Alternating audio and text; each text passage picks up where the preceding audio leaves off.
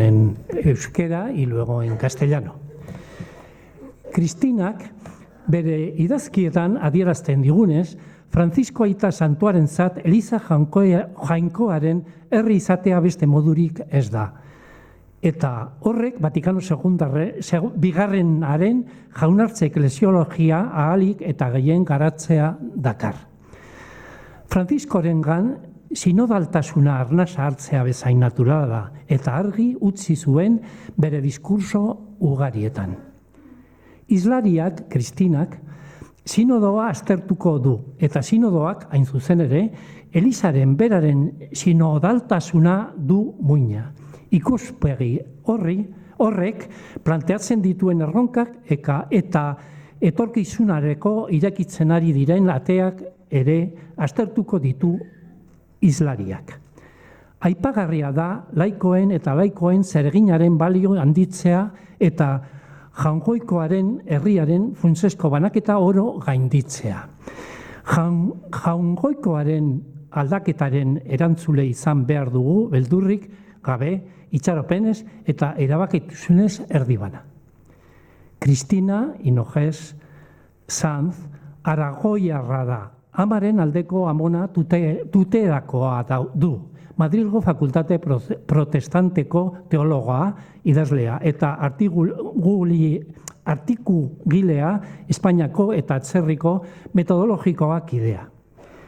LGTBIQ arlorako lan pastoralean aritzen da Espainian eta Portugalen. Sinetzia dago posible dela Elizaren barreneko harremanak bestelakoak izatea eta horrek aldaketa ekarriko duela. Eskerrik asko etortzeagatik. Eta orain erderaz, castellano, lo presentaremos. Según nos indica Cristina en sus escritos que para el Papa Francisco no cabe otra manera de concebir la Iglesia más que la de ser pueblo de Dios, lo que conlleva desarrollar al máximo la eclesiología de comunión del Vaticano II. En Francisco la sinodalidad es tan natural como el respirar, y así de claro lo dejó en sus muchos discursos. La ponente analizará la novedad de un sínodo que tiene por tema el mismo carácter sinodal de la Iglesia, los retos que dicha perspectiva plantea, las respuestas que está obteniendo y las posibilidades de futuro que abre. Destaca la revalorización del papel de los laicos y laicas y la superación de toda división sustancial en el pueblo de Dios. El pueblo de Dios está formado por todos los bautizados y debemos, por coherencia bautismal, ser corresponsables del cambio sin miedos, con esperanza y decisión a partes iguales. Cristina Hinojez Sanz, aragonesa con sangre de Tudela por vía materna, teóloga de la Facultad Protestante de Madrid y escritora y articulista en medios de comunicación españoles y extranjeros, es miembro de la Comisión Metodológica del Sínodo 2021-2024. Dedicada especialmente a la pastoral LGTBIQ en España y Portugal, convencida de que es posible otra forma de relacionarnos en la Iglesia, lo que supondrá el verdadero cambio. Muchas gracias por tu llegada. Ven un poquito para ti.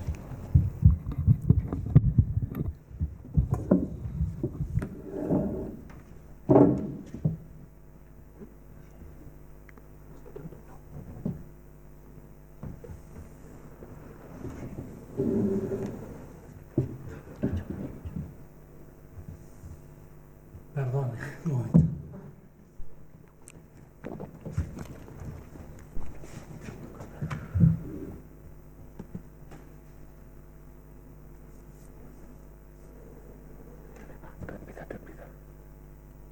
Disculpes, no pasa nada. Que son las cosas del directo, no pasa nada, ¿eh? Tranquilos.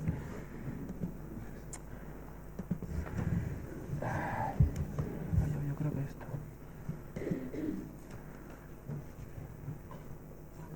Ya funciona. Ya está. Ya está, vale.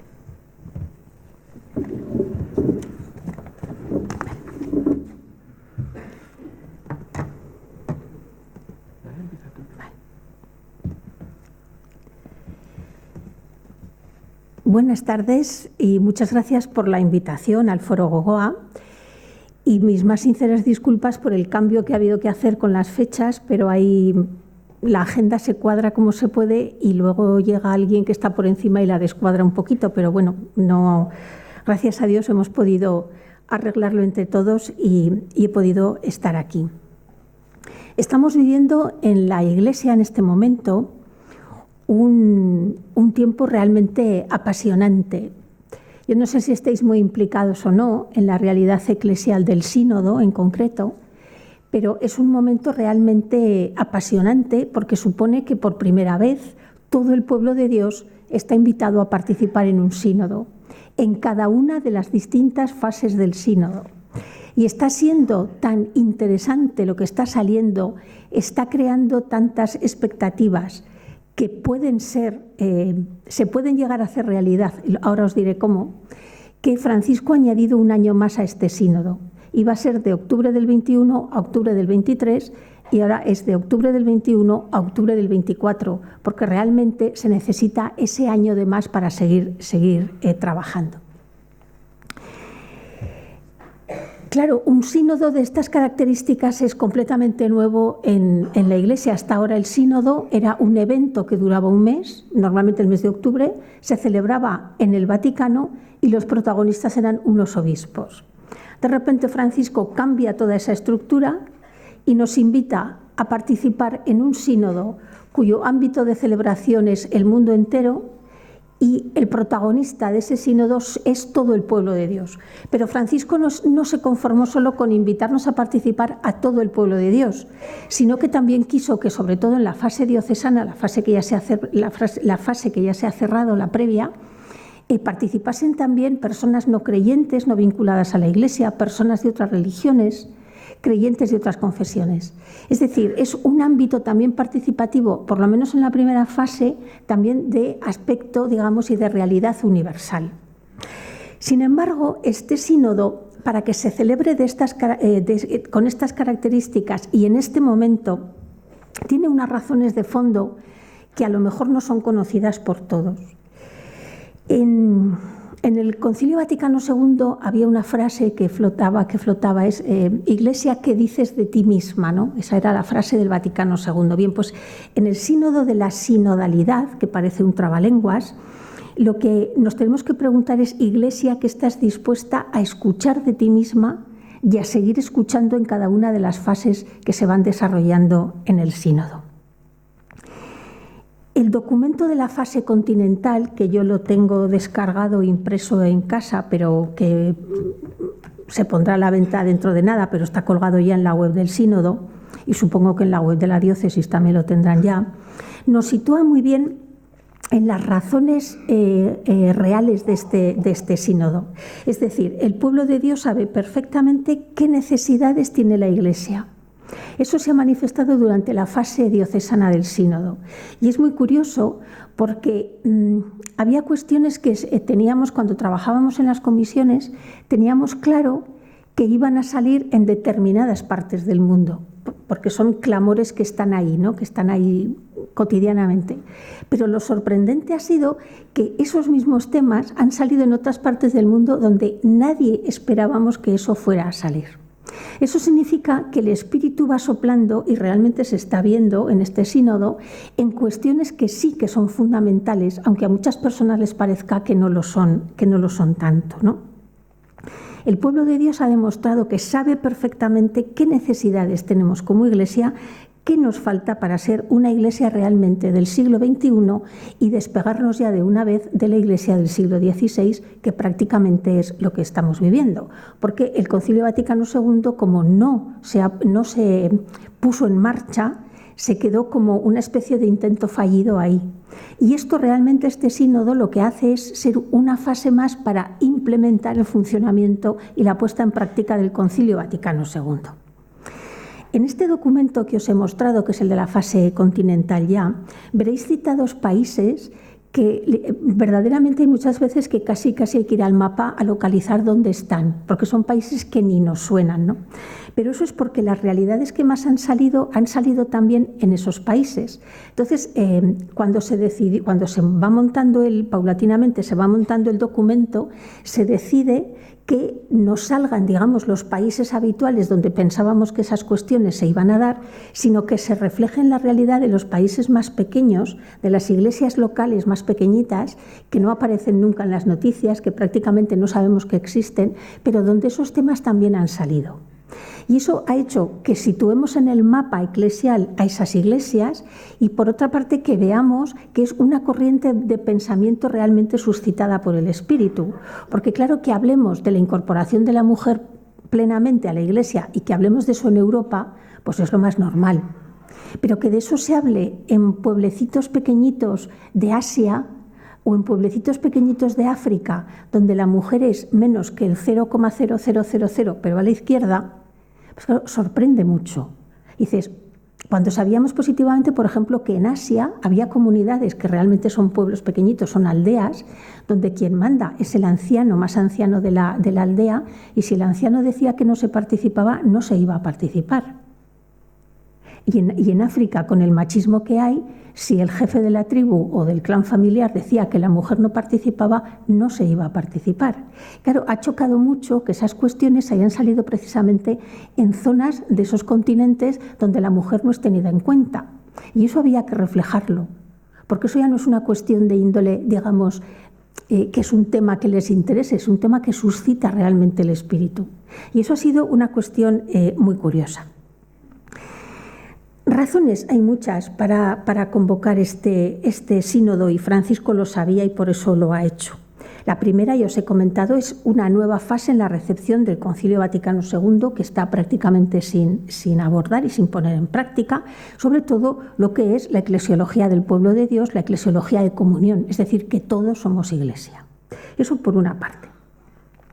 Hay otra razón, y es que las estructuras que tenemos ahora en la iglesia, que curiosamente son estructuras sinodales que no funcionan sinodalmente, pues han dado ya de sí todo lo que podían dar. Es decir, tenemos una macroestructura eclesial de tal calibre que ya no nos podemos mover ni siquiera a nivel local. Y esas estructuras, aunque el sínodo realmente es un proceso espiritual, también es un proceso para cambiar las estructuras, pero siempre a partir de la escucha del Espíritu. Pero esas estructuras se tienen que agilizar, se tienen que, si me permitís la expresión, la pongo entre comillas, sinodear, es decir, hay que cargarlas de sinodalidad para que realmente sean efectivas, y tienen que ser unas estructuras acordes con una iglesia que se está enfrentando primero a un cambio de época, que es lo que estamos viviendo. Segundo, a un mundo que nada tiene que ver, pero ya no con el del siglo XVI, con el de finales del siglo pasado, que en el tiempo de la Iglesia y en el tiempo eso es como antes de ayer. Bueno, pues el mundo en el que vivimos, las personas que vivimos en ese mundo, somos las mismas personas que formamos parte de la Iglesia. Entonces, lo que no podemos ser es que es humanamente imposible, y Dios tampoco lo querrá, que con un pie caminemos en esta dirección y con el otro pie tengamos que caminar en dirección contraria. Es decir, tenemos que encontrar los cauces para, sin perder la esencia, porque no la vamos a perder, pero sí aclimatarnos a una realidad que tenemos en el mundo que nada tiene que ver a la que había hace unos poquitos años. Todos somos iglesia en virtud de nuestro bautismo, y nuestra voz es importante. Y quizá la fase diocesana, lo que al principio sobre todo asustó un poco, era eso de tenernos que escuchar. ¿Por qué? Pues porque como en la Iglesia, sobre todo los laicos, que somos la amplia base del pueblo de Dios, somos la mayoría del pueblo de Dios, somos laicos, pues nunca habíamos hablado, solo habíamos dicho amén. Si hablábamos eran pequeños grupos o en movimientos, digamos, no siempre muy aceptados, pero bueno, pero ahí estaban. Pero digamos que a nivel eclesial, la palabra que pronunciábamos todos a la vez era amén. Eso significaba que no nos escuchábamos porque no hablábamos. Y claro, tuvimos que adaptar, porque en la comisión metodológica, que es donde yo estoy, nosotros somos los encargados de ir haciendo los documentos que se van trabajando en cada fase del sínodo. Entonces, es un sínodo, de hecho, tan nuevo, es una estructura completamente nueva, no tenemos referentes anteriores. Entonces, teníamos como una especie, imaginaros que teníamos un lienzo en blanco y había que ir creando la forma de trabajar en un sínodo que no había existido antes. Entonces, chocó mucho, y a lo mejor al principio costó un poquito, eso de la escucha activa. Decidimos utilizar un lenguaje que se entendiera claramente, porque eso es muy importante. El lenguaje está siendo una pieza y una clave muy importante en este sínodo. Veis que los documentos se leen muy fáciles, los diseños pedimos desde el principio que fueran muy coloristas y que tuviesen mucho margen y que se pudieran leer alejados completamente de esas ideas que tenemos, esas imágenes que tenemos siempre de los documentos vaticanos. Letra pequeña, mucho margen, pero allí no hay quien se salte una línea porque se pierde, ¿no? Entonces aquí aquí diseñamos otras cuestiones. Pero esa fase de la escucha activa al principio fue la que más sorprendió por eso, porque no estábamos acostumbrados a escucharnos ni a hablar. Entonces, primero, eso tiene que seguir. Es decir, yo no sé en la diócesis aquí si se ha adoptado que sigan los grupos sinodales o no, no lo sé. ¿Sí? ¿Sí? Vale, pues me alegro muchísimo, de verdad, y lo digo en serio. Pues tenéis que seguir sobre todo practicando la escucha activa. La escucha activa es cuando alguien te está contando algo, no oírlo, sino escucharlo. Pero además de escucharlo, ponerte en los zapatos de lo que te está contando en ese momento. Porque lo que está contando en ese momento es algo que a esa persona le pasó en un contexto determinado, en un tiempo concreto. Lo mismo que esa persona tendrá que ir haciendo prácticas para cuando nosotros contemos algo, que se ponga en nuestros zapatos, porque eso a nosotros nos pasó en un contexto y en un tiempo.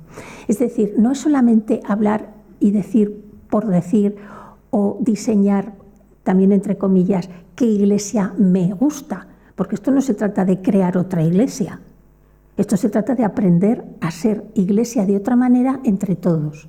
Y una de las bases de ese cambio va a ser el que nos aprendamos a relacionar de manera distinta a como nos hemos relacionado hasta ahora. Porque hasta ahora hemos sido como grupos así encasillados cada uno en lo suyo y nada más. Es decir, por una parte estaban los obispos, los sacerdotes, la vida religiosa, los laicos, más o menos. No, todo eso tiene que conformar realmente una unidad mucho más cercana, mucho más próxima y relacional. Por eso Francisco, al principio del sínodo, utilizaba una imagen que es muy visible. Nosotros, cuando estamos hablando de la Iglesia, siempre diseñamos en nuestra cabeza, en nuestra mente, una pirámide. La jerarquía, el clero y el pueblo, ¿no? El pueblo de Dios, que somos todos en realidad, pero bueno, los laicos, ¿no?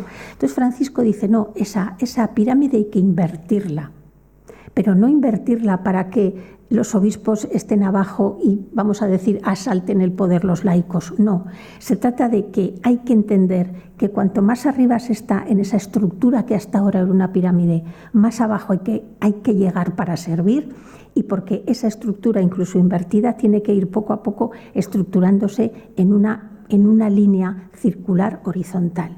Porque en ese círculo tenemos que caber todos. En la Iglesia no hay nadie más ni nadie menos. Todos somos bautizados, absolutamente todos. Y hay una frase de Francisco, de estas que provoca titulares, pero que en el fondo cuando la analizas tiene mucha razón y mucha carga. Él suele decir que a nadie lo bautizan cardenal, obispo o papa, a todos nos bautizan laicos. Por lo tanto, somos esenciales en la realidad de la Iglesia. Es muy curioso que entre los temas que han salido hay unas líneas directrices que han salido en todo el mundo. Uno es el valor de la escucha. Se ha descubierto el valor que tiene el escucharnos, porque ni siquiera entre nosotros conocíamos muchas circunstancias. Por lo tanto, el valor de la escucha es una de las cosas que, vamos a decir, ha impactado más positivamente.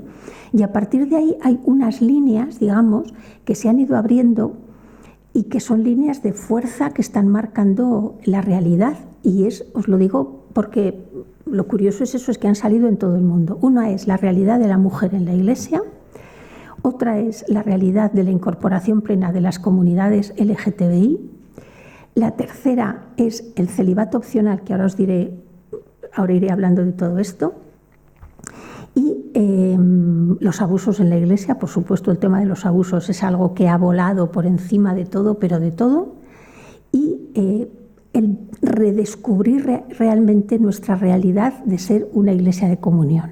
una iglesia en la que tengamos la conciencia plena de ser todos pueblo de Dios. Ha sido también muy curioso cómo, sin miedo alguno, porque eso yo tengo las conclusiones de las síntesis diocesanas de toda España, porque me las fui descargando de las webs de las diócesis distintas. Tengo muchas de Europa y tengo de otros países, más o menos de los idiomas que entiendo.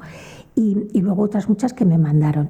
Pero es curiosísimo cómo, sin miedo alguno, se ha hablado de un tema que muchas veces hemos tenido en conversaciones, pero aquí se ha dado el paso a profundizar en la realidad. Se ha hablado del clero. Los laicos han hablado del clero y en unos casos han reconocido que cierto clero es un obstáculo para el crecimiento de la comunidad parroquial, pero en otros muchos casos se ha reconocido las dificultades que tienen los sacerdotes realmente en la vida de hoy en la Iglesia y en el mundo en el que se desenvuelven, ¿no? Entonces ha sido muy interesante ver cómo ese cambio, digamos, se ha producido, es decir, estamos en un momento en la Iglesia en el que el clero tiene muy mala prensa y no tiene por qué tenerla, porque no todo el clero es pederasta. He participado hace 15 días, estuve en Portugal en un congreso realmente valiente, muy valiente. Era en el seminario de la diócesis de Braga y el tema general del congreso era la problemática de los seminarios católicos hoy. Fue realmente valiente plantear el tema.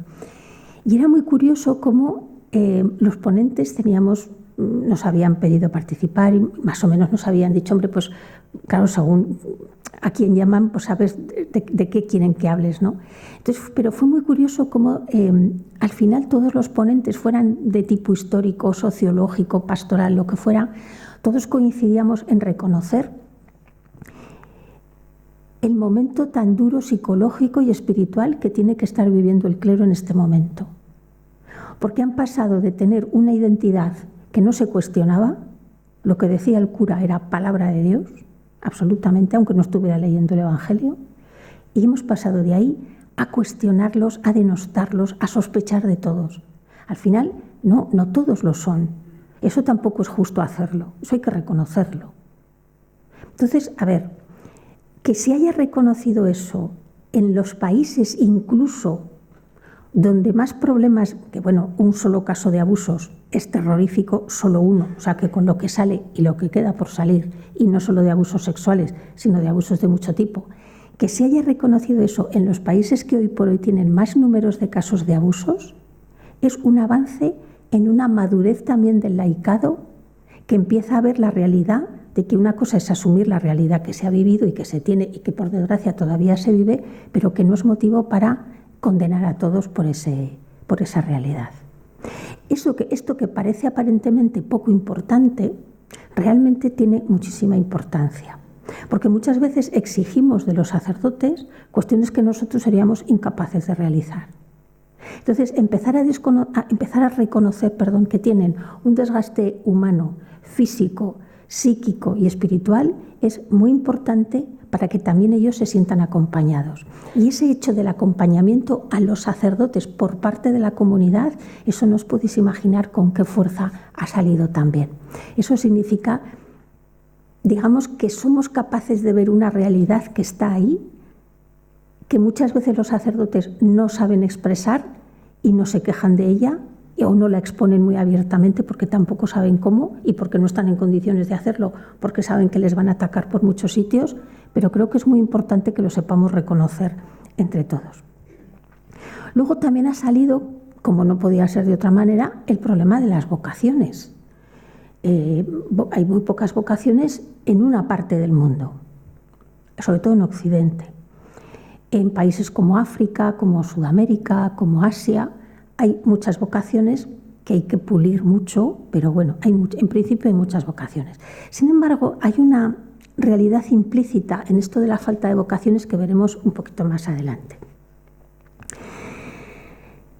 Cuando se ha recogido lo de la plena integración de las mujeres en la Iglesia, se habla del diaconado. A ver, pero es que el diaconado es un clamor porque a ver cuántas mujeres no hacen realmente, no son realmente diáconos en la Iglesia. Lo que pasa es que, como digo yo, son diáconos sin papeles, son diáconos que no están oficialmente reconocidas, pero sus labores las hacen, ¿no? Estuve cuando se celebró el Sínodo de la Amazonía, a la vuelta de las comunidades indígenas que volvían de Roma hacia las zonas de la Amazonía, hicieron una escala en Madrid, parte de ellas. Y me fui, porque tenían un acto y me fui a hablar con ellas, ¿no? Entonces había una mujer que me decía, a ver, vale, no quieren admitir que seamos diáconos. Dice, nosotros vivimos en zonas donde desde un pueblo para llegar al otro, dice, tenemos 3 días en canoa y 2 andando. Dice, y los 2 que vas andando vas desbrozando el camino, porque crece tanto la vegetación que de una vez para otra se ha llenado otra vez todo, ¿no? Y decían, vamos a ver, llegas allí, el cura puede a lo mejor ir una vez cada 3 o 4 años. ¿Qué haces? ¿No presides un matrimonio? Sí, los ministros del matrimonio son los novios, luego te va a dar igual que sea un cura que un diácono que esté allí. En el caso de ella me decía, ¿qué haces? ¿Los tienes otros 4 años esperando a que venga el cura? Pues tienes que bautizar, tienes que presidir las ceremonias del matrimonio, y la gente que se está muriendo y se quiere confesar, dice, la tienes que escuchar. Dice, no le puedes dar la absolución, pero no la puedes dejar sin escuchar, porque en esos momentos las personas necesitan hablar. Y me decía, ¿y en eso qué se hace? Dice, hacemos todo lo que hace un diácono, pero no estamos reconocidas como diáconos. Por lo tanto, la cuestión del diaconado femenino es un clamor, digamos, que tiene que estar ahí. Aparte de que si un varón quiere ser diácono, un proceso de preparación y demás, no tiene por qué ser sacerdote y se queda como diácono permanente, pues si no accede al sacerdocio tampoco habría problema en que una mujer lo fuera. Es decir, hay que pensar un poco también en las condiciones en las que nos estamos empezando a ver nosotros ya, que esto no es un problema solo de la Amazonía, sino es un problema nuestro también. También ha salido la cuestión del sacerdocio femenino. Yo soy partidaria de que las mujeres accedan al sacerdocio. Yo no tengo esa vocación. Hay un libro mío ahí afuera, escribí un libro entero explicando por qué no quiero ser. Pero también digo que siempre defenderé a las mujeres que lo quieran ser. Porque teológicamente no hay ni una sola razón, aunque lo diga Francisco, que lo ha dicho hace poquito, no hay razones teológicas para impedir que la mujer acceda al sacerdocio. Es una cuestión meramente cultural, administrativa y de puro machismo, así de claro, no hay más. Pero que sean las que quieran ser, que lo sean. Ahora, que sea el mejor momento ahí yo tengo ya mis dudas. Porque la Iglesia sigue siendo muy, muy clerical. La estructura sigue siendo férreamente clerical y férreamente vertical todavía. Porque no soñéis que en octubre de 2024 tendremos una Iglesia sinodal, ¿eh? Empezaremos a ir estamos empezando en este momento una senda que será camino y que tendremos que ir haciendo constantemente. Pero en octubre de 2024 no tendremos una Iglesia sinodal. Pero habrá que ir haciéndola.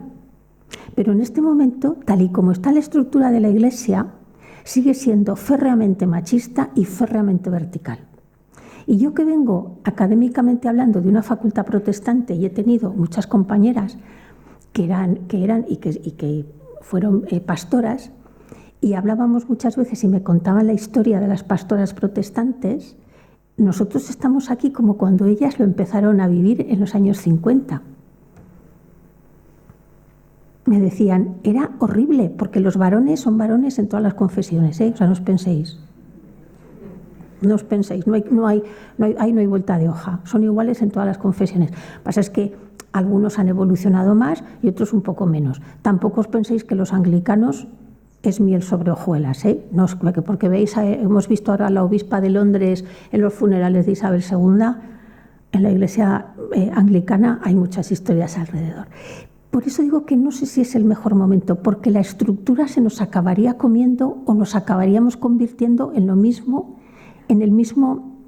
con el mismo comportamiento clerical que normalmente tiene el clero, ¿no? Entonces no sé si el momento sería el más idóneo. Que lleguen a serlo me gustaría, porque es bueno, sería bueno para el propio ministerio, sería bueno para la Iglesia y porque no hay impedimentos pero el momento habría que pensárselo un poco más. Pero oye, ahí estamos, ¿eh? Y hay que apoyarlas porque realmente, si lo quieren ser, es porque tienen una vocación.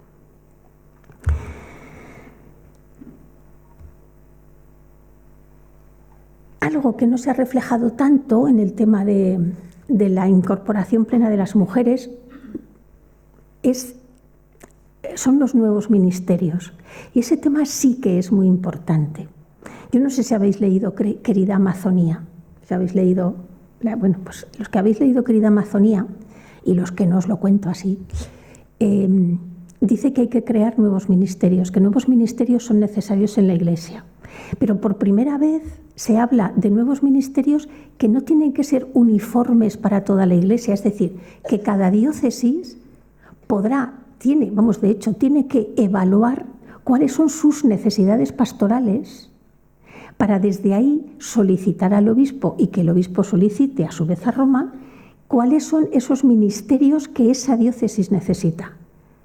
Pero la diócesis de Pamplona puede necesitar unos, la de Lugo puede necesitar otros o mi diócesis de Zaragoza puede necesitar otros. O sea, no tienen que ser los mismos ministerios para todas, porque todas las realidades en las iglesias locales no son iguales. Y una cuestión que ha puesto en evidencia Francisco es que la uniformidad no tiene nada que ver con la unidad. O sea, podemos ser una iglesia, pero no una iglesia uniformada, porque las realidades son muy diferentes. La iglesia de la Amazonía, por ejemplo, no tiene nada que ver con la europea, pero es que la española no tiene nada que ver con la belga, que estamos a 2 horas de avión. Es decir, Entonces, todas esas cuestiones son muy interesantes que las sepamos porque estamos abordando las realidades a partir también de culturas diferentes. Hablamos que los católicos, por ejemplo, hay católicos de rito oriental, estupendo, pues ¿por qué no va a haber católicos de rito amazónico? En su cultura hay ciertos elementos que para ellos son importantísimos que nosotros no entendemos. Y nosotros hemos impuesto siempre, hemos romanizado, donde hemos ido, hemos romanizado esa cultura. Pero las culturas muchas veces no acaban de entender esos signos, esos símbolos. Entonces, eso no significa que se vaya a romper la unidad de la Iglesia, significa que puede haber diferentes ritos y no va a pasar nada, como ya los hay, y no pasa nada. Tanto es así que muchas veces ni siquiera sabemos qué ritos hay o cuántos ritos hay. Y luego las diferencias muy, muy, muy concretas, por ejemplo, que están apareciendo en el sínodo. Porque en abril del año pasado nos reunimos las comisiones cada 6 meses aproximadamente a trabajar todas juntas. El resto del tiempo tenemos reuniones online, porque como somos de los 5 continentes, los que tienen que venir de Australia se pasan 29 horas volando. Entonces no les puedes hacer venir cada 15 días, pues se pasarían el sínodo por las nubes, literalmente, ¿no? Entonces no puede ser. Entonces tenemos las reuniones online y luego cada 6 meses nos juntamos. Bueno, pues cuando estábamos en la reunión que tuvimos en abril, estábamos debatiendo todas las comisiones juntas, estábamos debatiendo y de repente levanta la mano un miembro de la comisión teológica y era un obispo copto. Y dice, es que yo en mi comunidad, dice, claro, es que os oigo hablar y claro, hablamos pues cada uno desde la realidad, ¿no? Y dice, pero es que mi comunidad, mi diócesis, somos 30 conmigo. Claro, o sea, 30 personas contando el obispo y eso es toda la comunidad, pues hay ciertas realidades que a él le desbordaban tal y como nosotros las planteábamos. Y nosotros éramos incapaces de pensar que hay comunidades minúsculas, pues porque sus realidades son así. Es decir, está siendo muy interesante el hecho de encontrarnos todos y de vernos todos y de tratar realidades, pues eso, piel a piel, vamos a decir, ¿no? O sea, porque ves una iglesia que no conocíamos hasta ahora.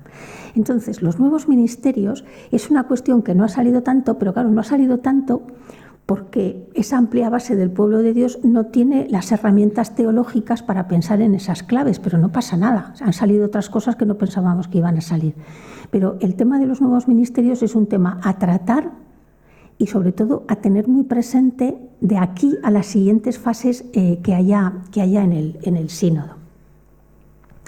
En cuanto al celibato opcional, claro, por esto que os decía de las herramientas, que la amplia base del pueblo de Dios pues no tiene las herramientas teológicas para ver los procesos, al referirse al celibato opcional, lo que se estaba señalando era el final de todo un proceso. Es decir, el celibato opcional no es cuestión de que Francisco firme un decreto y yo que sé, a partir del 1 de enero que el celibato sea opcional. No, eso no puede ser. Eso sería nefasto para la Iglesia. ¿Por qué? Porque las comunidades necesitamos también una cierta preparación para determinados cambios, primero. Entonces, Francisco, que es un hombre de muchos procesos, nos está enseñando a pensar en clave de proceso. Es decir, una cuestión puede tener un final que sabemos cuál va a ser, pero hay que recorrer un camino hasta llegar a ese proceso precisamente porque necesitamos también nosotros aprender ciertas realidades y ciertas cuestiones que en este momento se nos escapan.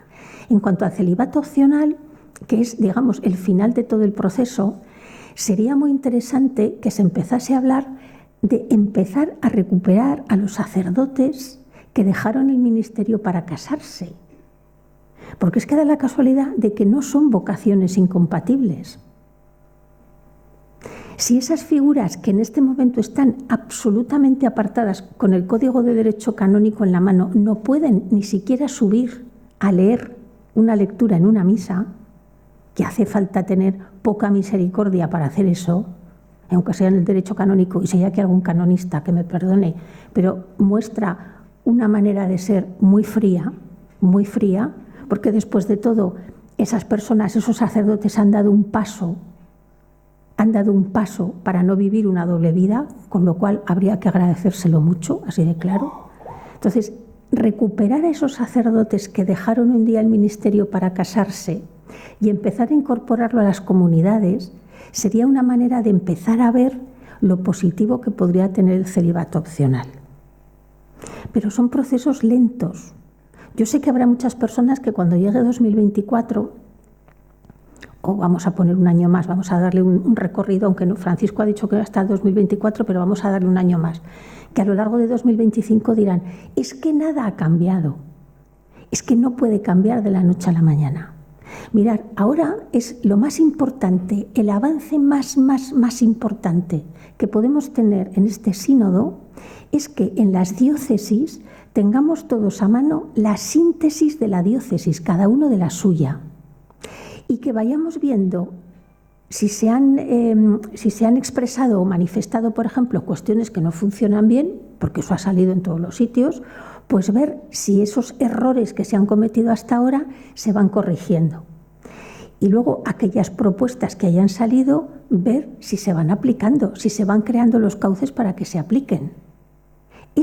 Así se empezará a implementar la sinodalidad. Lo que no podemos pensar es que nosotros hemos participado, nosotros hemos dicho y ahora tenemos que esperar que Francisco o el Papa que sea nos venga con un documento firmado de que todo lo que dijimos ya se pone en práctica. Es que eso no es sinodal. O sea, Francisco se podía haber ahorrado todo el lío que tenemos con el sínodo y todas las críticas que está recibiendo y que recibimos los demás, por supuesto, habiendo firmado un decreto. Pero ¿y eso qué? ¿Qué hubiera supuesto? ¿Hubiera cambiado algo? No, porque no hubiéramos aprendido. No estaríamos aprendiendo. Y lo que tenemos que aprender es entre todos hacer ser una nueva forma de iglesia, no una iglesia nueva. Nadie quiere una iglesia nueva. Entonces, todos estos pasos, todo lo que hayáis reflejado vosotros y todas las diócesis, en la síntesis de las diócesis, lo que hay que estar es muy atentos a que los errores que se han detectado se vayan corrigiendo y las cuestiones que se han planteado, que se han comentado y que ahí están plasmadas, se vayan poniendo en práctica. Aunque os parezca una tontería, os decía antes que tenemos una estructura sinodal que no funciona sinodalmente. Bueno, pues aunque os parezca una tontería, lo más importante, el primer paso, es que en todas las parroquias exista el consejo parroquial y el consejo económico. O sea, eso empieza, por ahí empieza la revolución, aunque no os lo creáis, aunque creéis que no es así. Pero ojo, para que eso se dé y eso funcione, tiene que haber un compromiso de todos los laicos que formemos parte del consejo que sea del pastoral o sea del económico. Es decir, no podemos ir al consejo y sentarnos a ver qué nos propone el párroco, porque eso no va a servir de nada. Porque al final, si nosotros nos callamos y el párroco propone una cosa y no hay ninguna otra propuesta, al final se seguirá haciendo solo lo que quiera el párroco. No, tenemos que ser audaces, creativos, sin miedo, que cometeremos errores, por supuesto, pero la gracia está en levantarse y volverlo a intentar. Y hacer planteamientos. Oye, pues esto funciona, pues esto no funciona, pues aquí podemos hacer esto, pues aquí podemos hacer lo otro, pues aquí tal, pues aquí cual. Y los consejos económicos, eso es fundamental, pero es fundamental a nivel de parroquia, pero es fundamental a nivel de diócesis. Porque existen el consejo episcopal, solo de curas, el consejo presbiteral, solo de curas, el consejo pastoral, no sé hasta qué punto sirven. A ver, hay en muchas diócesis que en los consejos presbiterales y en los consejos episcopales ya hay laicos. Y no se han hundido. Hay conferencias episcopales que ya permiten la presencia de laicos en todas las plenarias de las conferencias episcopales. ¿Por qué no podemos pedirle a la conferencia episcopal que se abra un poco más? O sea, nos retransmiten en directo las sesiones del Parlamento y las reuniones de los obispos no sabemos lo que pasan y la Iglesia somos todos. A ver, hay cuestiones que tenemos que ventilar un poquito, que somos todos pueblo de Dios, que no va a pasar nada. Porque al final da la sensación de que en el tema de los abusos, por ejemplo, se oculta mucho más de lo que hay, porque como no dan explicaciones, no quieren saber nada, todos son trabas, cuando se pone una comisión en marcha ya es porque no queda otra, y por otra parte todo lo que se reúne en la conferencia episcopal te llega a través de un portavoz, pero bueno, es que no puede haber un poco más de transparencia. Tan infantiles somos, que no nos merecemos como laicos un poquito más de transparencia. No sé, son cuestiones que hay que tener ahí un poquito presentes, digo yo. Y todas estas cosas suelen pasar. Hay otro tema que ha salido también, menos, que es la aceptación y la integración de los divorciados vueltos a casar. Pero claro, hay en muchos países donde esa situación no se da. Por lo tanto, no podía salir porque es una realidad que no conocen. Pero donde sí que se da, sí que ha salido mucho también. El ver, el analizar, el caso a caso, porque en realidad es lo que se dijo en Amoris Laetitia, pero que no se ha puesto en práctica.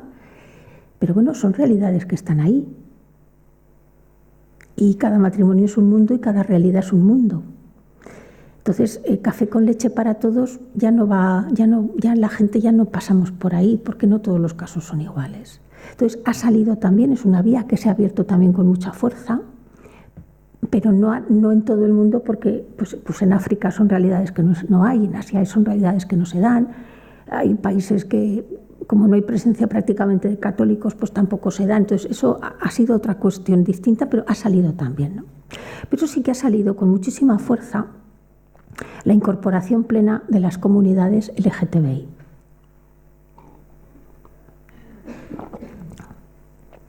Os decía antes, además se han abierto camino ellas solas, es decir, no han participado a través de, porque las parroquias no los aceptan, luego no tienen, digamos, el paraguas parroquial. Las poquitas parroquias que los aceptan son de comunidades, de congregaciones religiosas que están a cargo de la parroquia, pero las parroquias diocesanas, cero. Se han abierto camino por sí mismos en el sínodo, decidieron participar. En España se crearon ocho grupos sinodales de comunidades LGTBI. Luego fueron, todas las conclusiones las unieron en una sola, digamos, pero fueron 8 las que trabajaron. Y no os podéis imaginar, cuando se lee el documento de trabajo que adjuntaron los padres con hijos LGTBI, cómo se te llegan a poner los pelos de punta.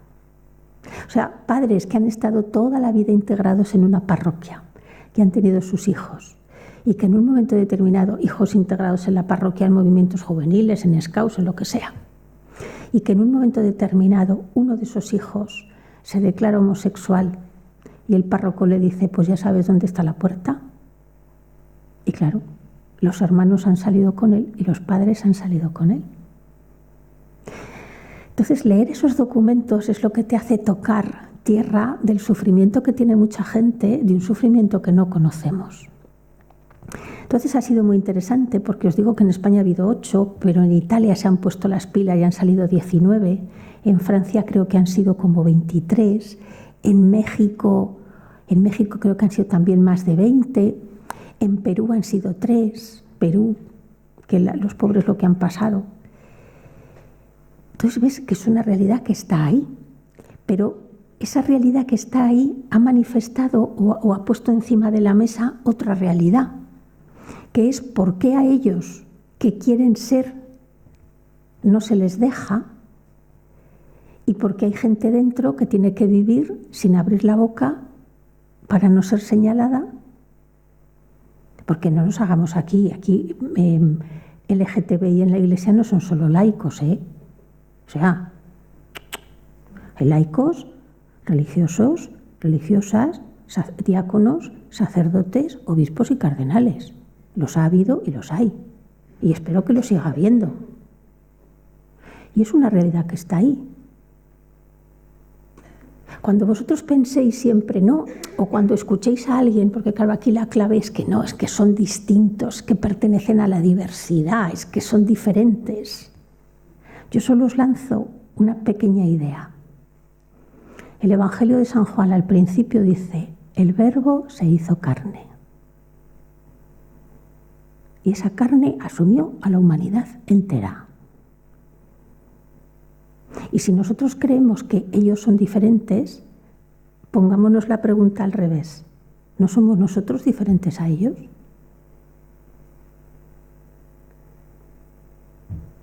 Y por otra parte, cuando un candidato, por ejemplo, a la vida religiosa o al sacerdocio se declara abiertamente homosexual, no es admitido. Entonces, eso que os decía antes, eso que ha salido de las vocaciones, de que no hay vocaciones en la Iglesia, ¿no tendríamos que ser un poquito audaces y cambiar la pregunta? Porque evidentemente los candidatos al sacerdocio que se declaran homosexuales no van a solucionar el problema de las vocaciones. Eso es evidente, ¿no? O la vida religiosa, me da igual. Pero ¿no tendríamos que ser un poquito audaces y decir que es que no hay vocaciones en la Iglesia? No es exacta la frase, sino que tendríamos que atrever a preguntarnos si no será que no hay Iglesia para ciertas vocaciones. Porque lo curioso del caso, hay un documento de 2005 de Doctrina de la Fe con toda una explicación de por qué no deben ser admitidos al sacerdocio o a la vida religiosa. Pero es una pura incoherencia.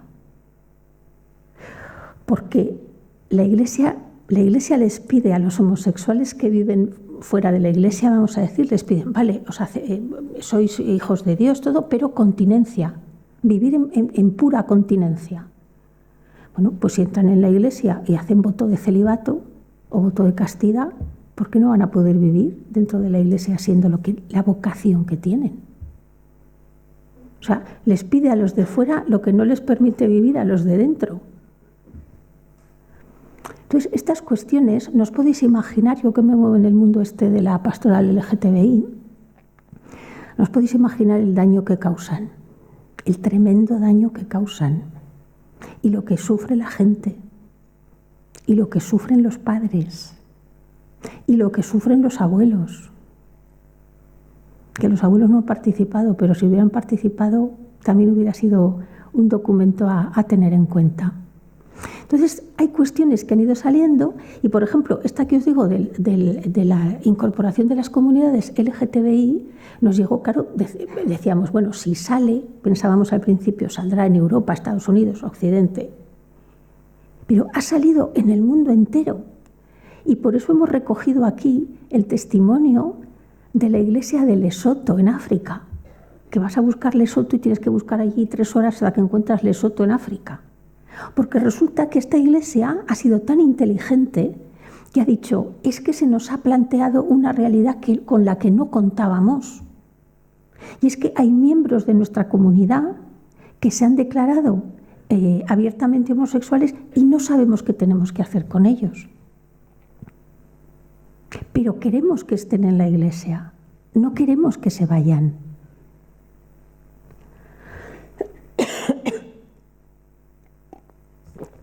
Que eso haya salido en Lesoto, en una cultura completamente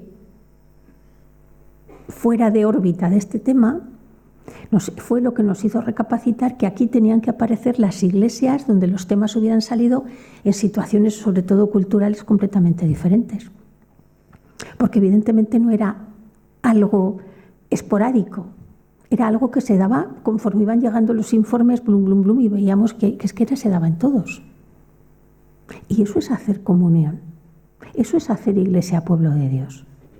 Aceptar a las personas, que según nosotros son diferentes, según ellos los diferentes somos nosotros, pero bueno, estas cosas pasan.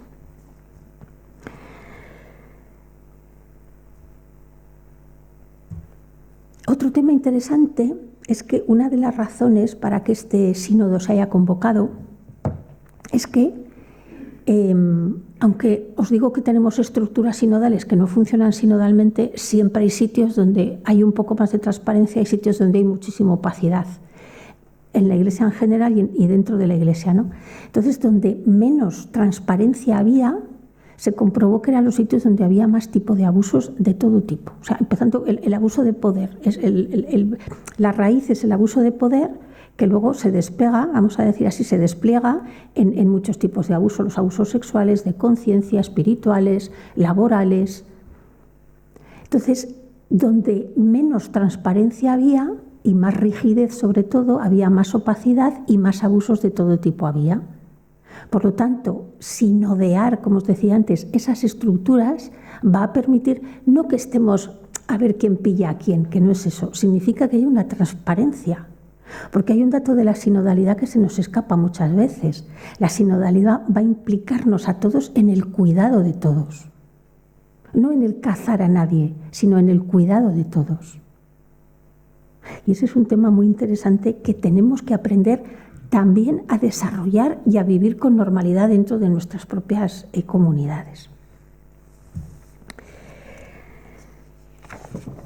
Por supuesto, además de animar a que se sigan denunciando todos los casos de cualquier tipo de abuso, ¿no? Porque hasta ahora hemos visto solo los abusos sexuales, pero ahora están saliendo los abusos en la vida religiosa, pero abusos sexuales, abusos de poder, abusos de conciencia, es decir, eso hay que limpiarlo.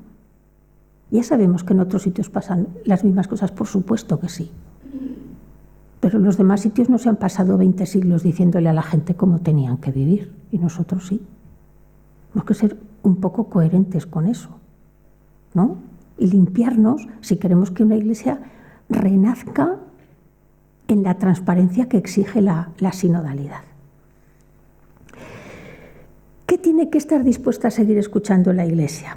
Bueno, pues yo lo primero y lo más importante es eso, que estemos atentos a que la realidad que hemos plasmado en las síntesis locales, en la síntesis de cada diócesis, se vayan haciendo realidad. Eso es lo más básico, pero es que ahí es donde empieza el cambio de verdad. Por lo tanto, eso es lo primero que se tiene que hacer. Después, que seamos muy proactivos. Mirad, hace unos días, no todo el mundo, no todos los laicos tienen que tener la carrera de teología, por supuesto que no, faltaría más, pero sí una sólida formación teológica.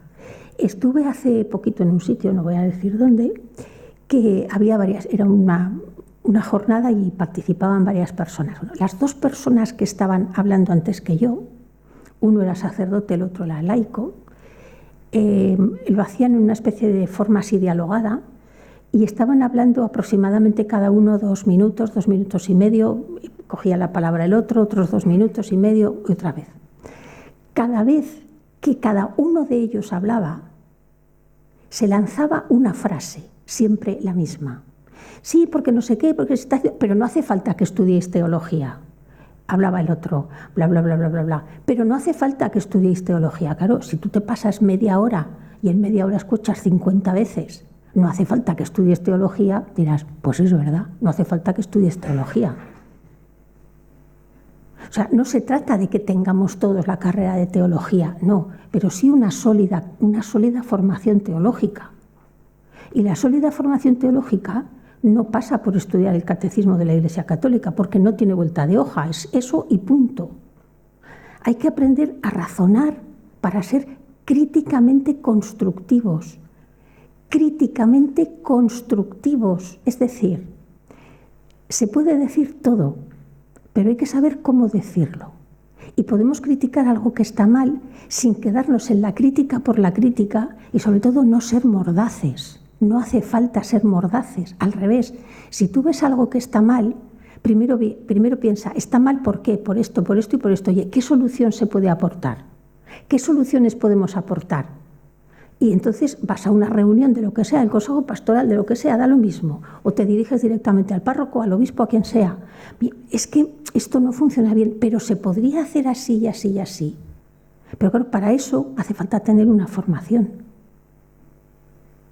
Si no se tiene esa formación, no se puede saber.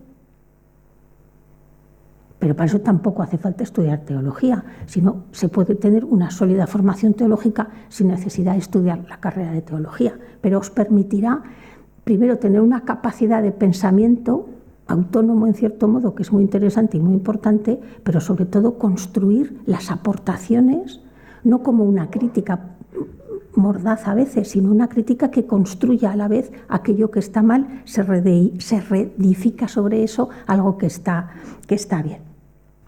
No podemos seguir como hemos seguido hasta ahora, yendo cada uno por libre, la jerarquía, el pueblo que no hacíamos nada porque no teníamos nada que hacer. No, todos somos pueblo. Todos somos pueblo. Todos somos pueblo, todos somos comunión eclesial. Y hay un magisterio del pueblo de Dios, de la amplia base del pueblo de Dios, que se tiene que escuchar y que se tiene que oír y que se ha oído en la fase diocesana del sínodo.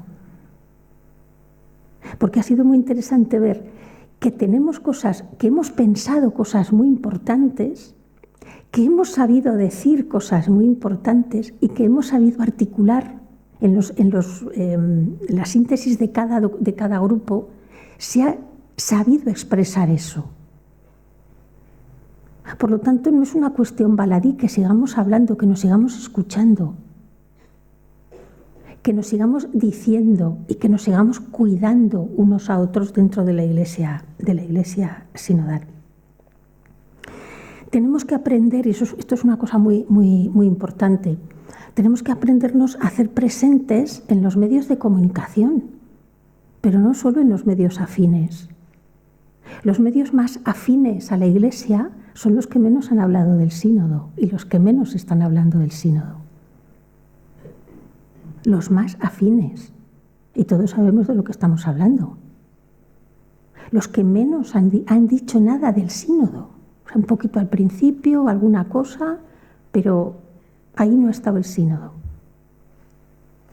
Pero en otros medios de comunicación sí ha estado el sínodo. Y no hay que tener miedo a estar en los medios de comunicación que no nos son afines, porque primero no muerden, y segundo, si vas con las ideas claras, puedes rebatir lo que te digan sin entrar en el y tú más, porque no hace falta. Pero hay que estar en los medios por la sencilla razón de que lo que no digamos nosotros en ellos, ellos lo van a decir por nosotros, y entonces sí que lo dirán mal. Pero si estamos nosotros, si nosotros vamos, no pasa nada. Yo lo he dicho muchas veces, igual algunos de los aquí presentes me habréis oído decirlo en algún sitio, o lo se haya publicado, no lo sé.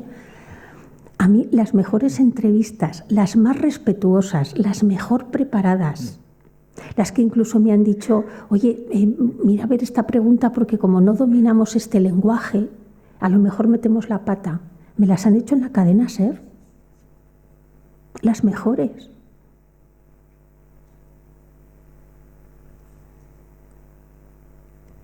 Pero sin ningún tipo de conflicto, pero para nada, Y el país que parece ahora la bestia, por el caso de los abusos, que todos los medios tienen ideología, y el país que va a sacar tajada, la va a sacar, tiene que vivir, es un negocio. Pero si nosotros hubiéramos hecho las cosas bien, comunicando como se debería de haber comunicado todo lo relativo a los abusos, y si se hubiera gestionado bien la crisis de los abusos, hubiéramos dejado sin munición al país. Pero como seguimos ocultando, pues el país seguirá sacando. Y ya está. Por eso nuestra presencia es importante. Evidentemente no podemos actuar cada uno como portavoz del obispado, porque la diócesis tiene un portavoz y tiene que ser así. Pero sí, yo qué sé, cualquier cosa que nos pidan en un medio de comunicación, tenemos que estar, que no pasa nada. Que no pasa nada. Os lo garantizo. Y que lo que no digamos nosotros en esos medios, lo dirán esos medios por nosotros. Y entonces sí que será la cosa más complicada a lo mejor. Y luego hay una cuestión, hay dos cuestiones. Una, que nos estamos dando cuenta, nos tenemos que dar cuenta, de que hasta ahora hemos sido una iglesia que siempre tenía respuestas para todo. Pues no tenemos respuestas para todo. Pues no las tenemos. ¿A que todos daríamos aquí, yo qué sé, por lo menos 10 euros por tener la clave de cómo atraer a los jóvenes? ¿A que, no sé, digo yo, estaríamos más o menos contentos de poder atraer a los jóvenes, ¿no? Si nos dijeran, oye, damos 10 euros cada uno que estamos aquí y ya tenemos una clave para... Pero es que no se trata de eso, es que no lo sabemos y tenemos que asumir que no lo sabemos. Y como eso, otras muchas cuestiones. Y no va a pasar nada, porque digamos, no tenemos todas las respuestas. Porque además muchas veces para seguir avanzando, más que las respuestas, se necesita seguir teniendo preguntas, que es lo que te obliga a seguir pensando y a seguir trabajando en esa línea. Bueno, pues no pasa nada por no tener las respuestas. Y una cuestión, Francisco nos invita, y estoy acabando, Francisco nos invita a ser una iglesia de puertas abiertas. La imagen es preciosa, o sea, la imagen es divina.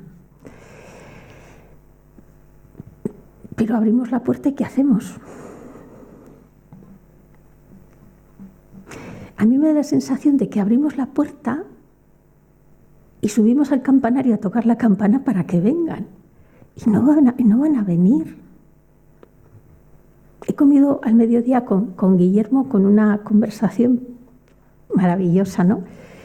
Y le decía, hay una realidad que nos está costando mucho admitir, pero es que es verdad.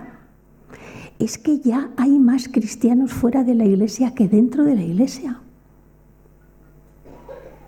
Hay más cristianos que ni han renunciado a ser creyentes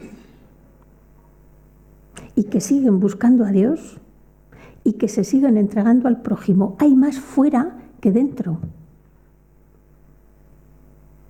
Y hay una cuestión que es todavía más impactante, que es que te encuentras con mucha gente que cree que no sabe que cree. Son hijos de aquella generación que era realmente anticlerical, que la iglesia era lo espantoso y lo tremendo, que han crecido en la ignorancia más absoluta. Es decir, ya no son ni anticlericales, no son nada. O sea, espiritualmente, si me permitís, y lo digo con todo el respeto del mundo, espiritualmente son analfabetos perdidos, pero analfabetos perdidos. Pero creen y muchos de ellos no saben que creen. Me encontré con un joven, un joven de 40 años o 42, en un AVE volviendo hacia casa, y bueno, hablamos y de repente me dice, qué buen tipo es Francisco. Digo, pues tienes razón, es estupendo. Digo, no es perfecto porque no es Dios, pero por lo demás es un tipo fantástico. Y me dice, ¿sabes cómo lo descubrí? Claro, cuando acompañas a personas, el lenguaje gestual te da ya muchas pistas. Entonces él estaba leyendo su tablet, la cerró y se giró un poco para hablar conmigo. Entonces dije, ¿quiere hablar? Pues lo escuchas. Y me dice, ¿sabes cómo lo descubrí yo? Dice, leí una vez, dice, me llamó mucho la atención un titular de un artículo en un periódico de tirada nacional sobre un discurso de Francisco. Dice, entonces leí el artículo, dice, y me impactó mucho lo que leí, me gustó mucho. Dice, pero hablaba de un tal Mateo 25 que no tenía yo ni idea de quién era. Esto es el nivel, esto es el nivel de formación, ¿eh? Dice, pero me gustó tanto el discurso, dice que lo busqué en internet y me lo descargué. Dice, y entonces leí lo que era realmente el discurso, ya no solo el artículo. Dice, y me gustó muchísimo. Dice, pero yo seguía sin saber quién era Mateo 25. Dice, entonces busqué en internet quién era Mateo 25. Se enteró de quién era Mateo 25 y se compró una Biblia. Y leía todas las noches el capítulo 25 de Mateo. Y él trabaja, no es voluntario, trabaja en una ONG. Y me dice, ¿tú sabes lo que me impactó a mí la primera vez que leí el capítulo 25 de Mateo? Y descubrí que mi trabajo en la ONG es hacer realidad el capítulo 25 de Mateo. O sea, pero fijaros el camino que fue siguiendo, que si llega a saber quién es Mateo 25, pues a lo mejor no lo hubiera buscado. No, se hubiera quedado con el discurso, pero le impactó el discurso, averiguó quién era el bueno de Mateo, se compró una Biblia. Me empezó a mandar, ya nos despedimos en Madrid, me localizó a través de las redes sociales y me manda un mensaje privado por Twitter y me dice, ¿eres tú la de Mateo 25 del tren? Digo, sí, soy yo. Le contesto, digo, sí, soy yo. Y me dice, he creado esta cuenta solo para poder contactar contigo. Toma nota de mi correo y de mi móvil. Dice, porque cuando me digas que lo tienes, borraré la cuenta porque no quiero tener. Digo, vale. Digo, pues, pum, pum, pum, le mandé el mío, anoté el suyo, me guardé los suyos. Me mandó un WhatsApp y me dice, solo es para comprobar si es tu número, si no me he equivocado ni nada. Le digo, sí, soy yo. Y me dice, ¿te importa que alguna vez te mande un correo? Digo, no. Digo, mándamelo. Digo, si te tardo a contestar, perdona, pero es que ahora estoy viajando mucho. Dice, no te preocupes. Dice, no te molestaré por WhatsApp ni nada. Es cierto, no me manda ningún WhatsApp. Solo para decirme, tienes un correo. Me mandó un correo. En el primer correo me explicaba cuál era su trabajo en la ONG, que le había llevado. Bien, una cosa, bien. El segundo correo, que tardó a mandármelo unas 3 semanas, una cosa así, lo imprimí porque no era capaz de leerlo en la pantalla, eran 4 folios, pero 4 folios donde él se abría en canal, pero en canal. Os lo prometo que a mitad de correo estaba llorando cuando lo estaba leyendo, porque veías que era una persona con tal ansia, que había encontrado que lo que vivía estaba en un libro, que aquello lo había revuelto por dentro, que aquello le estaba cuestionando. Tardé en contestarle porque yo tenía que digerir el correo, o sea, no era por otra cosa. Y bueno, le contesté, me mandó otro más y al poco tiempo me mandó otro y me dijo, mira, me voy a África con la ONG, no te podré escribir en bastantes meses, pero cuando vuelva sí. Y dice, me llevo el discurso de Francisco en la tablet, dice, me llevo la Biblia, dice, y me llevo Evangelii Gaudium. Digo, bueno, pues me parece muy bien, digo, ya me contarás a ver qué es lo que te va apareciendo, ¿no? Él no sabe que ha empezado a vivir un proceso y yo no se lo he nombrado por nada del mundo. Cuando más adelante veamos cómo van las cosas, pues yo le tendré que decir, mira, habrá que adoptar una solución, lo que quieras, pero esto tiene que empezarse de otra manera, hacerse de otra manera. Pero de momento yo no tengo por qué decirle nada.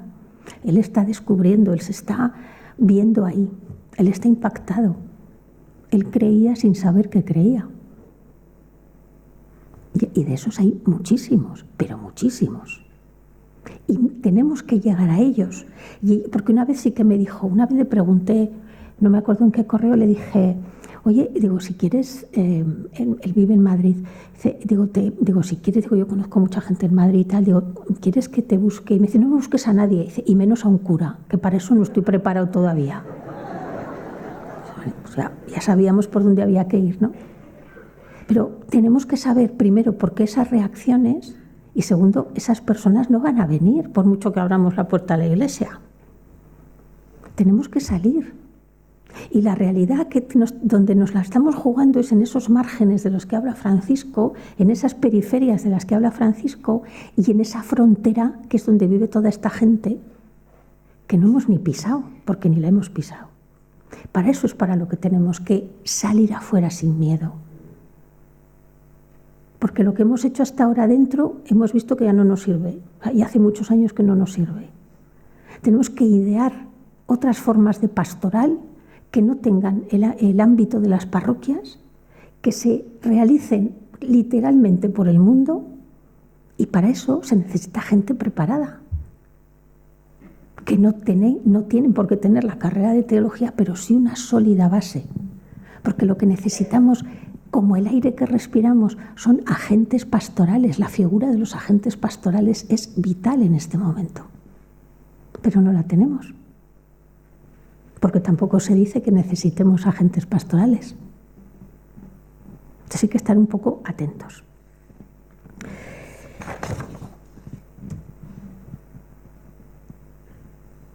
Tenemos que aprender, quedaros claro que tenemos que aprender a ser iglesia de otra manera, romper el verticalismo e intentar frenar de todas las maneras posibles el clericalismo e ir creando esa iglesia circular que nos permite ampliar, y el centro tiene que ser Cristo y su Evangelio, solo Cristo y su Evangelio, a partir de ahí lo que queramos, y desde luego caminar sin miedo, que el movimiento es complejo a todos los niveles, lo sabemos, pero es que los cambios de época son así, ¿eh? O sea, repasar la historia y los cambios de época son convulsos, son complejos, asustan, porque asustan, pero son los cambios de época. Y los cambios de época se calcula que duran unos 100 años y nosotros llevamos como 20. O sea que los que estamos aquí nos moriremos en pleno cambio de época, ya lo advierto. Nosotros no saldremos de ahí ninguno, pero bueno, algo hay que hacer, ¿no? Cuando Ignacio de Loyola, y con esto ya termino, dice que en tiempos de tormenta no hacer mudanza, no se trata de quedarse quieto o de cambiar por cambiar, y de ahí la advertencia, ¿no? Sino que hay que no huir hacia adelante, porque tampoco eso tiene sentido, ni es lógico, ni es bueno, sobre todo, evidentemente, sino es asumir un cambio. Por eso, porque asumimos, discernimos y actuamos en consecuencia y en la convicción de que es el momento en el que se necesita cambiar. Es decir, no es cambiar por cambiar, no hay que revolucionar por revolucionar, no. Es porque es el momento en el que hay que hacerlo. Y hay que hacerlo sin prisa, pero sin pausa, sabiendo lo que hacemos, viviendo procesos de discernimiento personal y comunitario, y si no sabemos cómo hacerlo, preguntarlo. Se pregunta y se aprende a hacerlo, que tampoco pasa nada, nadie nace aprendido, pero sobre todo en la convicción de que estamos en el momento de tener que vivir el cambio que tenemos, que necesitamos, sobre todo en la Iglesia, y seguir participando en el sínodo en la medida en la que se van adoptando las formas de participación laical, que van a ser en todas. Eso ya lo sabemos, pero de distinta manera, porque cada fase es diferente, ¿no? Pero seguir participando, no tengáis miedo a participar, y sobre todo muy atentos a que aquello que ha salido en la síntesis diocesana se vaya haciendo realidad, porque será la única manera de avanzar. Muchas gracias.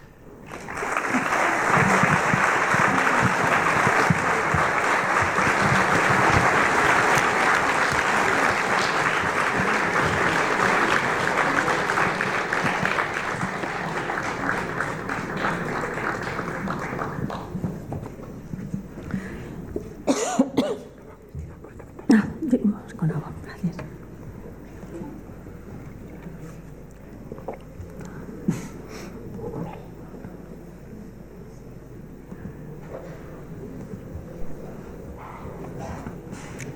¿Hay preguntas? Sí, vale.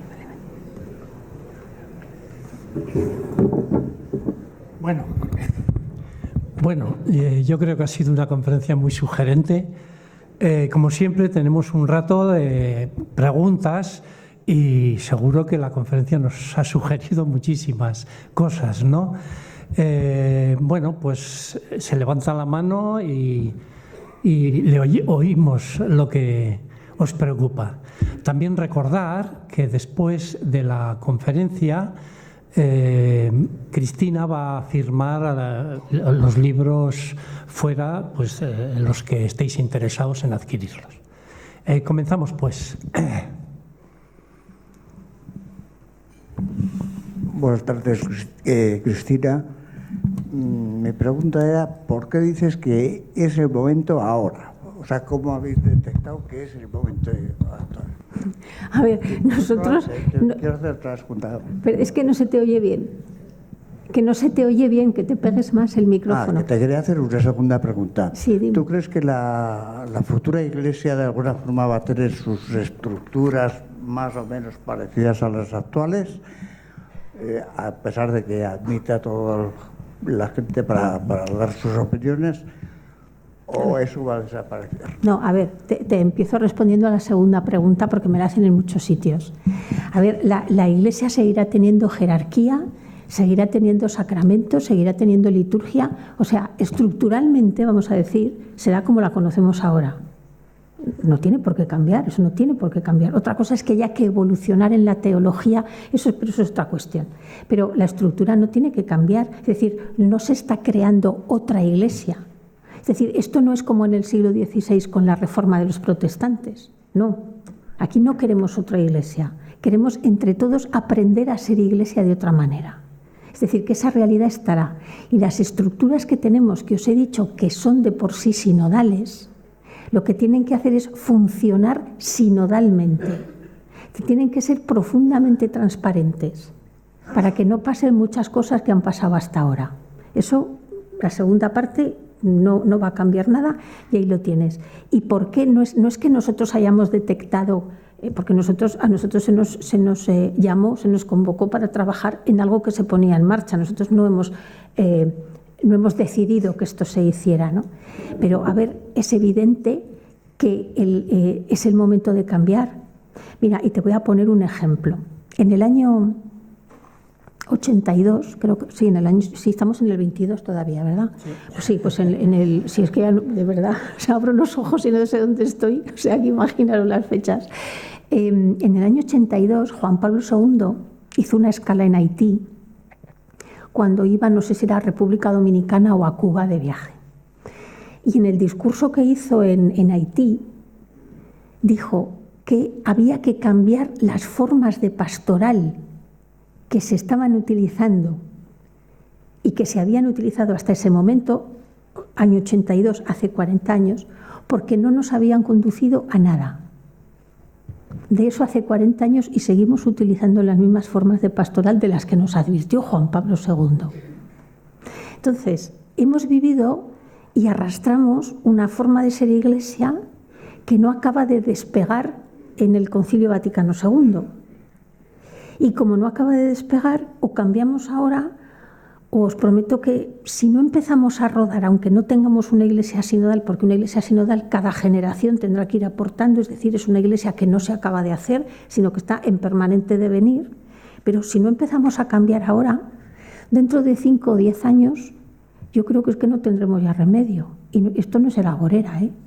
Y no estoy diciendo nada de acabar con la iglesia, ni es que será la realidad. Es que no tendremos ya dónde acudir.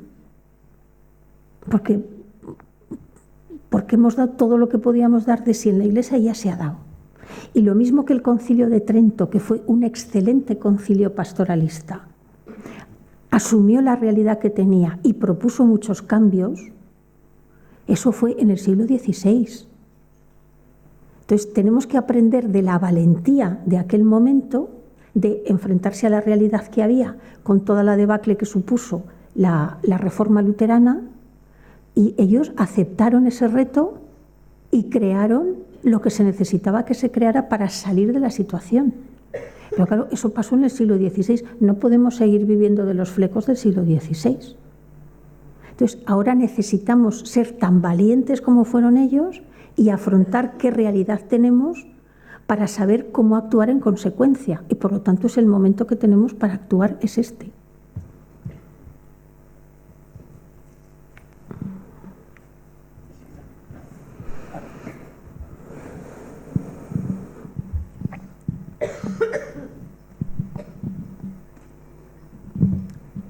Sí, hola, buenas tardes. Gracias por tu charla.